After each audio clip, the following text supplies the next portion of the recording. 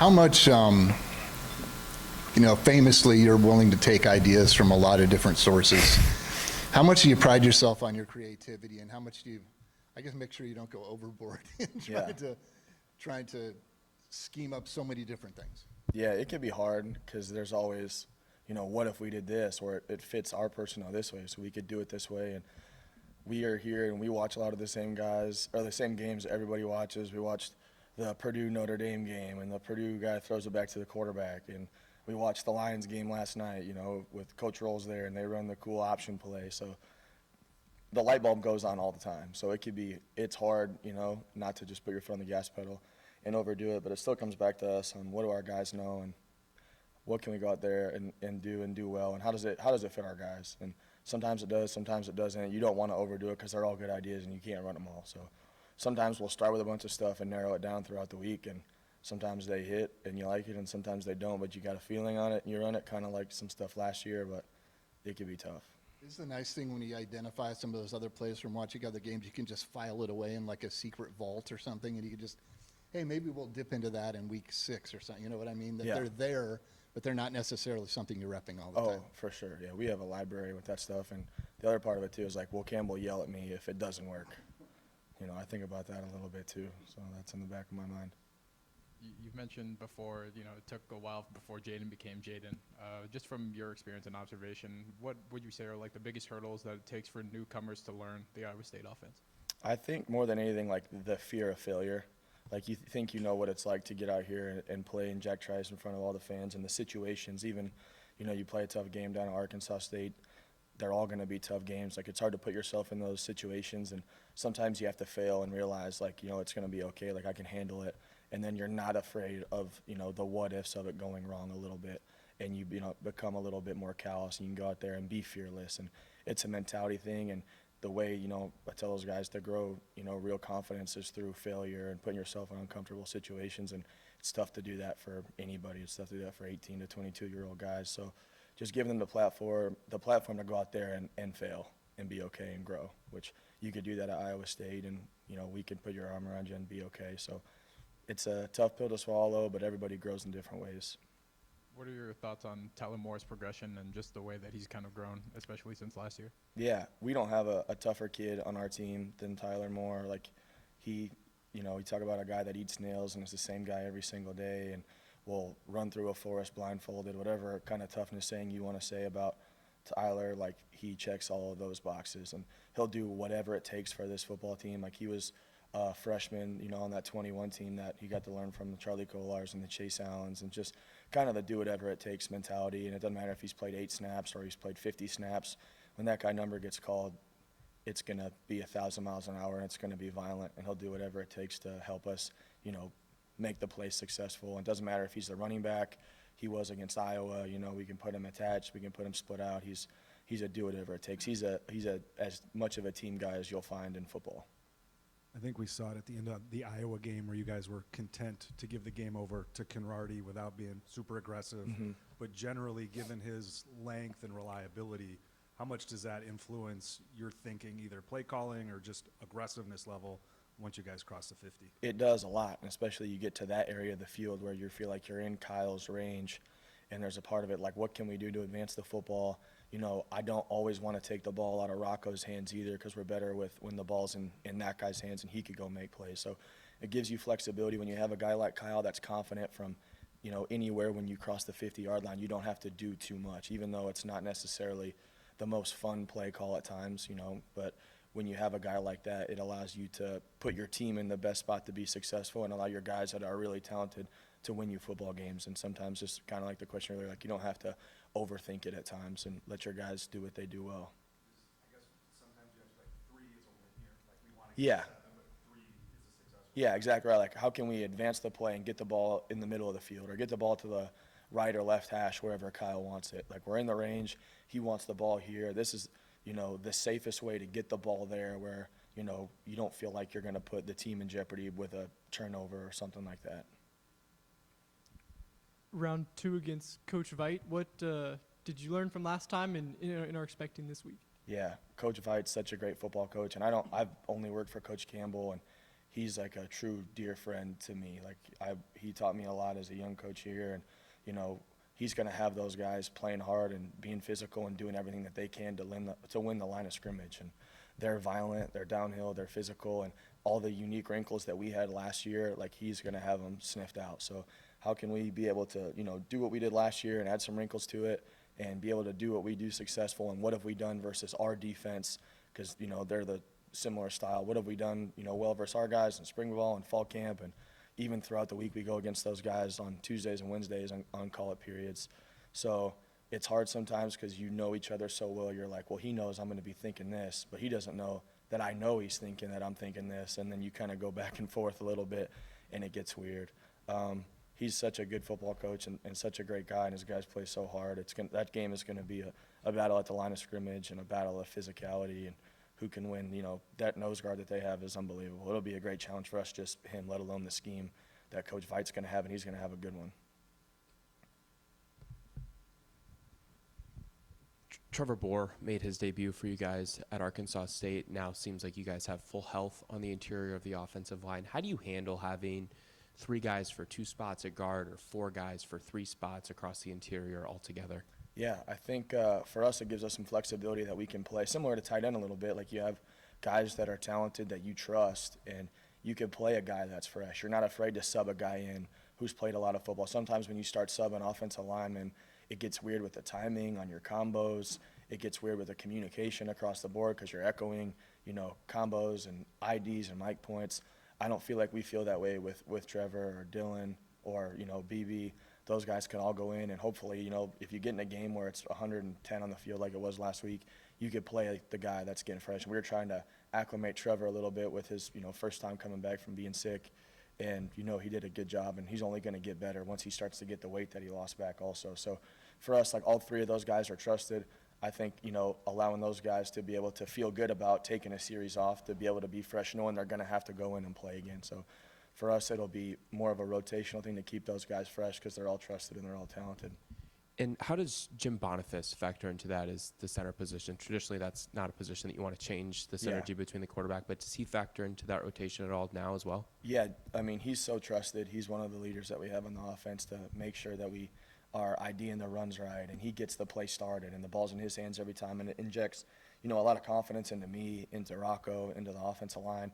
Dylan Barrett's a guy that's played center. It can be different when you have different communications and things like that a little bit, but when you have a guy like Rocco that does such a good job of taking control at the line of scrimmage and making sure just like the timing of the motions and the plays and the cadence is all the same, then I don't think it makes it as big of a deal, but Jim is as trusted and reliable as anybody that we have on the offense. Coach, Fox shared the story during the Cyhawk game about you choosing Matt Campbell over an ex-girlfriend. Yeah, I got some heat for that from my wife. That was fun. Well, where does that loyalty come from, and is there any regret in that decision? No, Coach, there's no regret. That's a good question. Coach Campbell was she's the best, and she gets it. And Coach Campbell, I applied and reached out to a million football coaches on all different levels, and Coach Campbell's the only guy that returned my call, that reached out to me, that said there was an opportunity to go there when nobody else would text me back, email me back, call me back, and really had no business doing it because I was a Division II defensive lineman, and I didn't have a relationship with him. There was no reason for him to trust me outside of just a hunch. So I never forget that. It doesn't matter what job I've had here, from intern to graduate assistant to recruiting to tight ends coach to offensive quality control. Like, it's all to pay him back and to pay the football team back for being one of the only people that gave me a chance. And to bring me here, like I said, I met my wife here.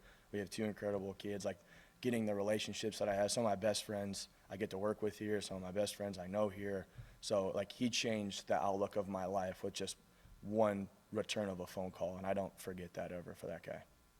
And then Arizona, what have you seen from them? What's been the biggest reason they've improved defensively from last year? Their defense is a problem.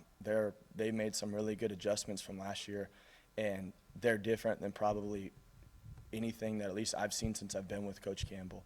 And just the changes that they've made from last year, the way that the defense runs the football, the blitzing, the twisting, the differences in fronts, it's a real challenge. And credit to those guys for, you know, the turnaround they made. They have a lot of seniors on the defense that play really, really hard, and it's fun to watch, and it'll be an incredible challenge to us. But that defense that they have is really, really good, and they're going to be tough for us next week and for a lot of people going forward. They've done a great job. Coach, I was curious about your running back rotations when you have two guys in Abu and Carson who are kind of different skill sets, equally good in their own way. When you're going into a game, is it kind of preconceived how you want to divvy up the running back rotation, or is it going to be, you know, based on the hot hand? Like, I feel like in some games we've seen Carson take the bulk of the carries in the fourth quarter. Just personally for you, how do you go about doing that during the game? Yeah, there's certainly a little bit in the back of my mind of who's in for which scheme that I think personally is better. And as the game goes, it'll go to the hot hand of who's trusted and who's feeling, and sometimes they're just seeing the game a little bit better. But for me, at least when you're scripting the openers, it's can we get him here and get him going with one of his favorite runs. And it's all about just like no different even than Rocco, like how can we build confidence through the offense, you know, for Rocco, for the offensive line, you know, for Ben and Gabe, and then for Carson and Abu. Like those guys have their favorite plays, and I feel like I know what their favorite runs are that, you know, can remind, you know, Coach Landry will tell me who he's thinking about going to the game, then I could go to this spot on the call sheet and think about these runs that I think fit those guys a little bit better. Than as the second half gets there, the fourth quarter goes, you know, we could play the hot hand and feel pretty good and still feel good about rotating those guys. Like very rarely, you know, am I ever even asking Coach Landry, like, hey, what running back are you going with? Like I trust that guy to put the right guy in, and then seeing who's in, then, you know, you can change your outlook a little bit. But both those guys have made great plays for us here, and I trust them to do anything for us on offense. Anything else? Yeah, thank you. Yeah, thank you guys. You guys are awesome. Mike Gundy fired. Oh, I was gonna wonder what was gonna happen. It's good to see that on the up. That's crazy. Who's your phone? These three? Yeah. Let him do the press conference. Yeah. That's crazy. God, I'm spin.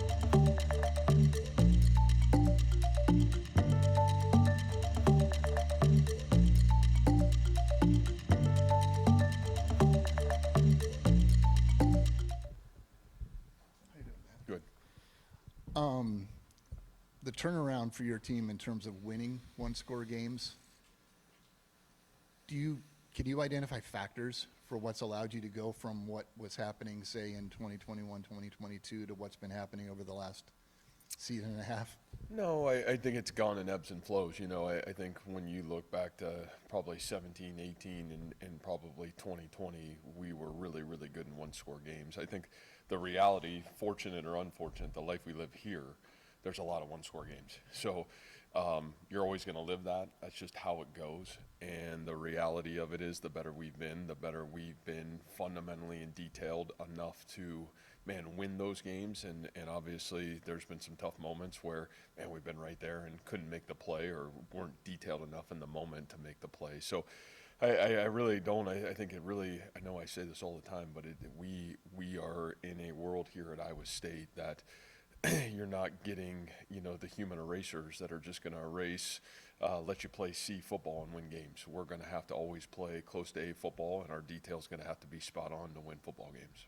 Matt, is that why you've made toughness such a theme this year? Because it seems like those traits are the types of traits that allow you to shine in those moments. Yeah, I think at least understanding who we are and being here now long enough to understand what it is and what it's always going to be and what's going to allow us to win those games. I think having the knowledge that we've been through of seasons and, what it was going to take and what it's going to take for us to be our best, that value system is still at the utmost. And I think as our world changes around us, the value of are you tough enough to do what it takes every single day to come in here and go to work, to be your best, and to ask 18 to 22-year-olds to do it since July, to do it till the end of January. That's a lot. And, it's exhausting, and so is greatness. And so I think for us, the ability to be mentally and physically tough enough to stay the course to do it, I think that's a great challenge. And so, you're getting everybody's best shot. You're always, I think you've heard every other team's press conferences before they've played us, and it's a big game, and you're going to get their best shot, and it is what it is. But, we've earned the right to have that happen to us, and we've also earned the right to grow our own selves to be our best for those moments and those opportunities. Hey, Coach, I wanted to ask about Tyler Moore, a guy who's been here a long time, gone through some adversity with injuries, but has really stepped up, especially this past game at Arkansas State. Yeah, what a great story for us. He's been through so much, just physically almost. I think, 3 seasons have been cut short by a season-ending injury. I jokingly say this, you go watch Tyler practice and you're almost like, he's as tired as I feel, some days, physically just exhausted. And yet when the snap and the whistle, between the whistle and the snap, man, that kid gives you everything you got every single day. And to watch him have some moments where that paid off on Saturday, it was really huge. He was incredibly productive. We probably don't win the football game if Tyler doesn't play the way he played for us last Saturday. And that's what team does. When somebody's down, the next guy's got to step up. And, watching what he's done when he has been injured, the spirit that he served our football team, the leader he's been, when things haven't gone his way, what I really appreciate about him, he's been the ultimate teammate. He's been the guy that has, as disappointing and as frustrating as some of those injuries have been, he's been the guy picking everybody else. So you're not totally shocked when his number got called last Saturday. Man, he picked us up with his game. And it was great to see him healthy, great to see him out there making great plays for us, for sure. The news just broke about Gundy's firing at Oklahoma State. I know he was one that you really looked up to and like a mentor in this job. What are your thoughts on that news? Yeah, we're just in such a crazy time. It's obviously disappointing, and you think the world of what he's been about. Obviously, what he did at Oklahoma State was exceptional and probably be really hard to replicate. And unfortunately, we live in a world where the value of that sometimes is short-lived, and we're quick to forget how powerful and how impactful he really was on that community. So, I think the world of Coach Gundy and just really grateful for everything he's done for me, for sure. And then coming out of the bye week, how's the team's overall health, and you able to get some guys? We get a lot of guys back, which is really big for us. I think we were really dinged up. I think really everybody that you would ask me about is looks like we'll be back. The only guy that's probably not back this week is Kyle. I think the one thing positive for us with Kyle is it's not going to be a long-term situation. But it's, the reality of it is to be able to get, Gabe back, to get Willich back, to get John Klosterman back. I think those are huge. Aiden Flora back. I think all those things will really help our football team, and those guys are really good football players that we need to step into a powerful role and continue to move ourselves forward. I think the positive is so many guys, even last Saturday, got great reps, meaningful plays, and, we got to evaluate who those guys were and then even move into the bye week and continue to pour some great reps to our football team. Who will be your kicker on Saturday? Yeah, Chase has been, he's kicked already a bunch this year. So, I think he's had he's kicked off 2 games, right? Didn't he kick off the whole South Dakota game? He kicked off the whole game last week, kicked off against Iowa. And then, he's been the point scorer and some extra points. So got a lot of confidence in him. And again, he's done a great job when his numbers gotten called and really been a great surprise for us. I thought he had a great fall camp. So have a lot of confidence in him. Athletic guy, played some quarterback did a lot, yeah. So I think that mentality, and we've talked about that in times, sometimes those specialists, and I think those guys that have been, all sport players, it's been great because I think it gives those guys great confidence to go in and do their job, and he's got that kind of mentality for us, and we got a lot of belief in him. Does not having Kyle, or does it change your decision making in terms of the analytics and where you're comfortable with? Yeah, I think it all depends. I think a lot of it still is on weather, and I don't know how much that really changes who we are or what we're about. I think again, there's a lot of confidence from myself and our staff on what Chase can do. So, I think that's probably a lot of that is more ebb and flow of the game a little bit than it is maybe so much of what those guys can do. I think the great thing is Chase has showed to be very consistent when he's been in, and he's been able to do a really great job for us so far. Matt, Noah Fafita's mobility, what kind of stress does that cause a defense, and what do you have to make sure you do to keep him contained? Yeah, I feel like we've gotten a lot of athletic quarterbacks so far this year, and I think you guys have seen it as well as I have. It stresses the defense in every way, shape, and form. I think what you've seen from this young man is just a great confidence. Now year 2 in this system, year 3 is the starter. Boy, is he confident. He's confident where he's going with the football. He's got elite arm strength. He's got the ability to make all the throws, which is uber impressive. And yes, he is mobile, but he's also confident enough to step up in the pocket and make the big throws over the middle. And that's what's really impressive about him. So I think he not only does he challenge you with his feet, but he's got really elite arm talent. He's got the ability to make all the throws in great precision, and he's got some real talented, skilled players on the outside that deliver the football too. What is Kyle's injury and timeline? Yeah, I think that it's more of a leg injury in terms of a strain than it is anything else, and I really think it's more week to week right now. I think we're certainly excited about that it's not a long-term deal, and I think he's excited. He's having a great year, but one of those situations we'll just go week to week with. And is Jace Gilbert out with an injury? Jace was. He got hurt in the South Dakota game after the first kickoff, so he'll be out. Hopefully we get him back by the end of the football season. What did you feel like this was a productive bye week for you guys, or what were the goals? Boy, I did. I thought it was a huge bye week. I think just, when you have the collection of 4-game data of where are you, what are you doing well, what are you not doing well. I think we played a lot of football players in those first 4 football games, so guys also had videotape evidence of themselves. And to be able to, collect that, really sit down on Sunday and Monday, do a great job of where's our gaps, where do we got to get better, and then really had great practices. I thought Tuesday, Wednesday, Thursday, really physical football practices, which I thought we needed, and then the opportunity to kind of take a breath there on Friday and get our kids back Sunday ready to go. So, I think a lot of emphasis was on ourselves, and then as we got into the weekend moving towards Arizona.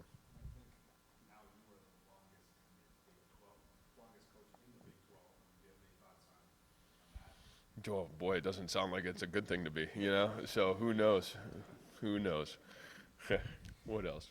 How do you feel like your team got better during the bye week? Well, I don't know if we'll know until Saturday, to be honest with you. I think the hard part about having a bye week is the rhythm that you gain or lose by going into a bye week. And I think there's a maturity, and I'll throw the word toughness out again, that you have to kind of regain that momentum going into game week. And so I think this is be another great test. I know I've said this, 70% of Power 5 football teams lose coming out of the bye, and I think it's a real challenge because it's a mental toughness to continue to pound away at your habits and stay in that great routine that it takes to have a great Tuesday, great Wednesday, a great Thursday to go play the game on Saturday. So, I think the biggest thing you hope that you improved on is some of the fundamental things that, when you have 4 games and you kind of get tired along the way, some of those fundamentals and details can go by the wayside. You hope that we were able to kind of regain that. I saw that happen, in a positive way. And then now you got to get yourself ready to get yourself back into game week. And, you got a great team coming in here, a team that's undefeated, that's going to challenge you in every way. And, how do you show your growth from where you were the last time you were on the game field to the next time you're on a game field? So I'm excited for that challenge. Wide receiver Xavier Townsend had a big catch in the fourth quarter at Arkansas State. How have you seen him and Chase Sowell continue to kind of make their influence within the offense? I just think the biggest thing is their health. I think not being healthy all fall camp was a real challenge for them to get in rhythm, let alone learn a new offense and be in a new system. And so I just think those guys continuing to gain. I almost felt like by the end of that Arkansas State game, you were kind of at the end of fall camp for what, really Xavier and Chase was. That's a 4-week block that, was really kind of like their fall camp. So I think for them, what a great opportunity for them to step away. What I do well, what we do well, how do I get better? And then, for Rocco and those guys to really go to work on some of their rhythm. I think the big thing for Xavier, you felt like visually you saw him get better every single game that he's played over a 4-week period. I think Chase has really showed up in some really positive ways as well during that block. And, I think if you go back to, the last time when we had Jaden, it was really game 5 and 6 that it really took for him to kind of step into the offense and be successful. I think it was that Oklahoma game and TCU game where he really kind of came out. So, I just think there's a time and a growth period, and especially when you lose so much of fall camp, that's really hard. So I think you see those guys continue to fundamentally get better and feel comfortable in the offense for sure. In your observation, when it comes to newcomers learning the offense, what has been the biggest hurdle for them? Is it the offense complex to learn, or is it something else? Yeah, no, I think any offense probably has its own complexities to it, but I think the reality in different than when we had Jaden, there's a lot of really good players on this offense, so the ball can't just go to one guy. I think the reality of all of it looks like, man, does your number get called? And when it does get called, are you going to be ready to make the play? And, I think that's the great thing that you've seen from X. His number got called a couple times on Saturday. The coverage dictated him being open, and he was able to make some huge plays when it came open. I think Chase has had a couple of those moments in the last 2 games and made some really good plays as well. And so, I just think that's probably the fun thing about us. I know I said this, and I think I'll probably be a broken record on this. I mean, I think every game offensively, my guess is there's going to be new guys step up, because I just think the coverage, man, where the ball goes is going to be based on, what coverages and what defense come their way. And, I think one of Rocco's great strengths is delivering the football to where the defense is allowing the ball to go. And I think he's certainly grown immensely in that asset. You listed a bunch of players that you're optimistic that will be back on Saturday. Is John Tez also part of that list? What's his status? Yeah, John Tez was good Saturday. He kind of dinged up his foot. It was a bruise. We just didn't feel like we were in a position to put him back in the game. We didn't know exactly what it was, but he'll be fine. He's totally fine. Practiced all last week, so not injured.